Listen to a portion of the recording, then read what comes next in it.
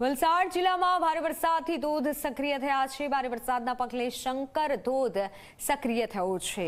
શંકર ધોધનો આહલાદક નજારો સામે આવ્યો। ધોધ સક્રિય થતા કુદરતી સૌંદર્ય 16 કળાએ ખીલી ઉઠ્યું છે। આ દ્રશ્યો જુઓ કે જ્યાં મન મોહી લે તેવા દ્રશ્યો છે। શંકર ધોધ સક્રિય થયો છે અને જાણે કે શિવજીની જટામાંથી જે ગંગા વહેતી હોય તેવા આ દ્રશ્યો આપ જુઓ। કુદરતી સૌંદર્ય 16 કળાએ ખીલી ઉઠ્યું છે। જે વરસાદ થયો અને પ્રથમ વરસાદમાં જ અનેક ધોધ સક્રિય થયા છે।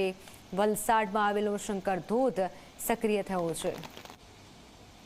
ફોનલાઈન પર સંવાદદાતા ઉમેશ જોડાઈ ચૂક્યા છે। ઉમેશ, વલસાડના અલગ અલગ જગ્યાએથી દ્રશ્યો સામે આવી રહ્યા છે। ધોધ સક્રિય થયા છે, હાલ ત્યાં કેવો માહોલ છે? જી મિત્તલ, ચોક્કસથી જે રીતે વલસાડ જિલ્લામાં ઉપરવાસમાં વરસાદ વરસ્યો છે તેને લઈને જે વલસાડ જિલ્લાના જે અંતરિયાળ વિસ્તારમાં આવેલા ધોધો છે તે સક્રિય થયા છે। વલસાડના ધરમપુર તાલુકા ખાતે આવેલો શંકર ધોધ છે, જે અંદાજે 100 ફૂટ ઉપરથી જે ધોધ પડે છે તે ધોધ સક્રિય થયો છે। સાથે સાથે જો વાત કરવામાં આવે તો ધરમપુર તાલુકાના ગણેશ ધોધ અને બિલપુરી ધોધ પણ સક્રિય થયા છે।